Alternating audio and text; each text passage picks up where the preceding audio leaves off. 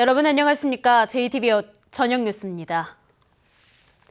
정부가 공공기관의 기능 조정을 이유로 농어촌공사의 새만금 산업단지 참여를 제안했습니다.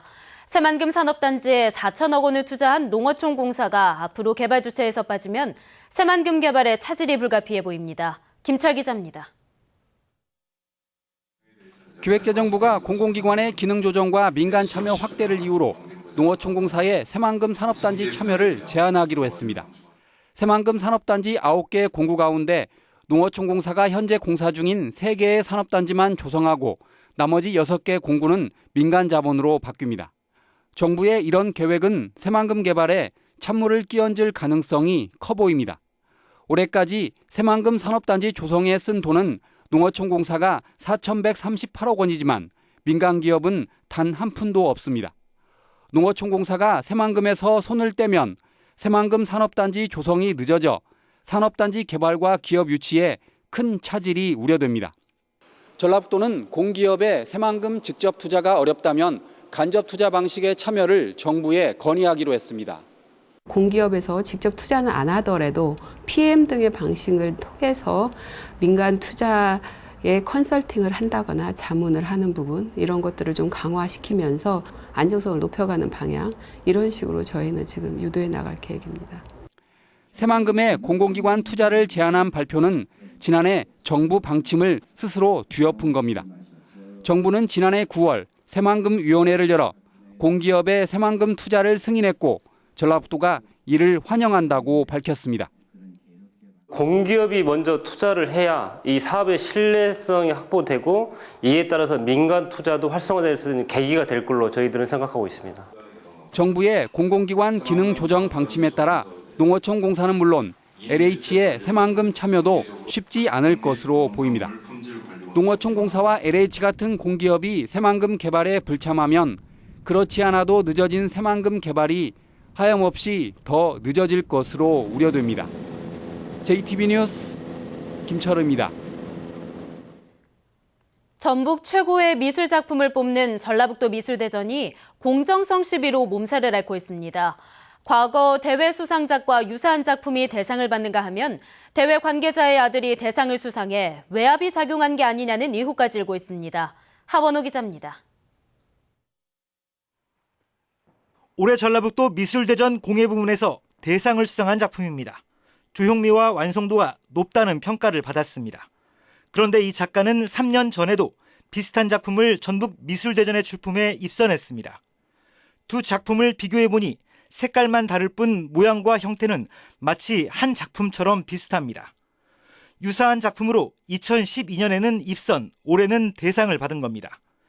해당 작가는 그러나 두 출품작은 완전히 별개의 작품이라며 모양이 비슷한 것은 작가 고유의 특징일 뿐이라고 해명했습니다. 비슷할 수도 있는 거죠. 그건 작가의 그런 작품 성향이기 때문에 비슷하다고 해서 일반인이 봤을 때는 똑같이 보일 수도 있습니다. 일반인이.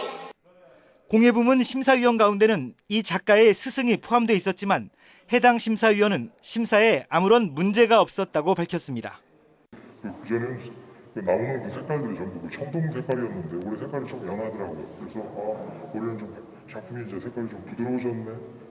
그래서 심판 심사위원들도 이제 그렇고 그래서 이제 다 줬는데. 서양화 부문에서는 대회 부운영위원장의 아들이 대상을 받았습니다. 부운영위원장은 규정을 어기고 심사장에 들어와 심사에 외압을 행사하려 한 게 아니냐는 의혹을 받았습니다. 문제가 불거지자 미술협회 전북지회는 이 부운영위원장에게 징계를 내렸습니다. 초대 작가 7년 정지, 그러면은 심사권, 운영권 일체 7년간 정지됩니다. 작가에게는 좀 치명적일 수 있는데 그런 벌칙을 내렸습니다. 해마다 반복되는 공정성 시비를 줄이기 위해서는 외부 심사위원을 확대해야 합니다. 하지만 올해 미술대전에서 외부 심사위원이 위촉된 곳은 10개 부문 가운데 4곳이 전부입니다.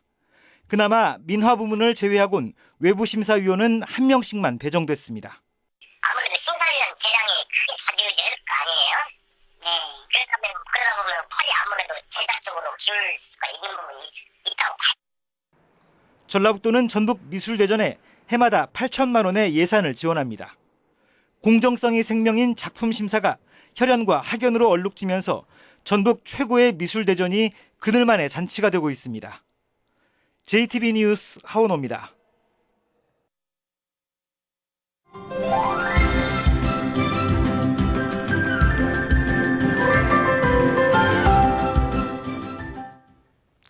이른 더위 때문에 지난주 고생을 하신 분들이 많을 텐데요.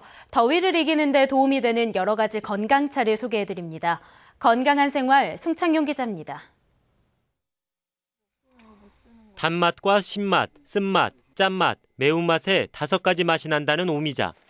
오미자는 시잔드린과 고미신, 시트럴 등 여러 성분이 들어있어 심장을 강하게 하고 면역력을 높여줍니다.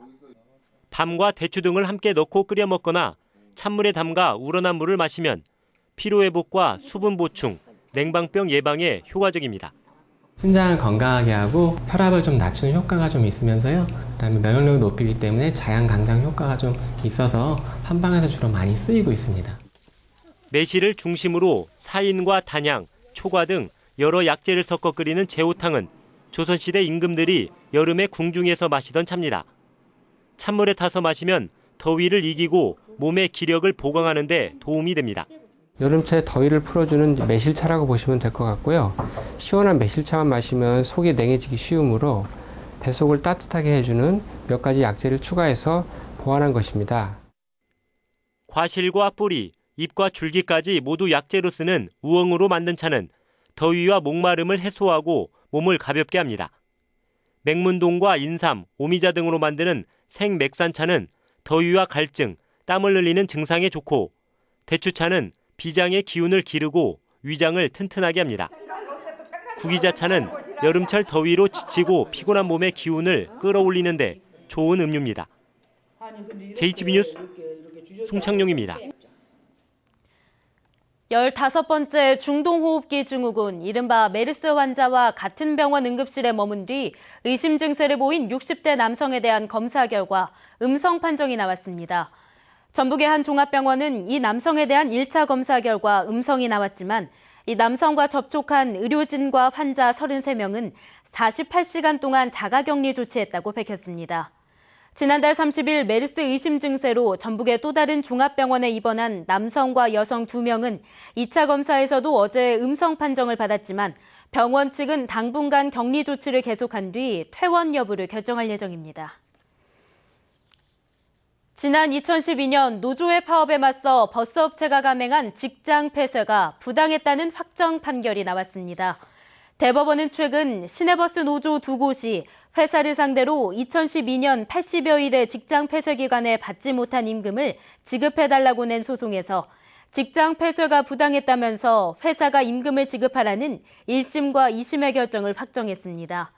이 같은 판결에 일부 시민사회단체는 회사 측은 당시 결행에 따라 전주시에서 추가로 받은 적자 보조금을 반환하라고 주장했습니다. 날씨입니다. 전북은 오늘 전주 31.1도, 정읍 30.8도 등 대부분 30도 안팎까지 올라 더웠습니다. 내일은 구름 많다가 오후부터 점차 흐려지겠습니다. 아침 최저 기온은 13도에서 18도, 낮 최고 기온은 25도에서 29도로 오늘보다 조금 낮겠습니다. 수요일인 모레는 맑은 날씨 속에 낮 기온이 31도까지 오르겠습니다. 내일까지 해상에는 짙은 안개가 끼는 곳이 있겠습니다. 전주기상대는 당분간 일교차가 크게 벌어지고 더위가 이어질 것으로 내다봤습니다. JTB 저녁 뉴스를 마칩니다. 시청해주신 여러분 고맙습니다.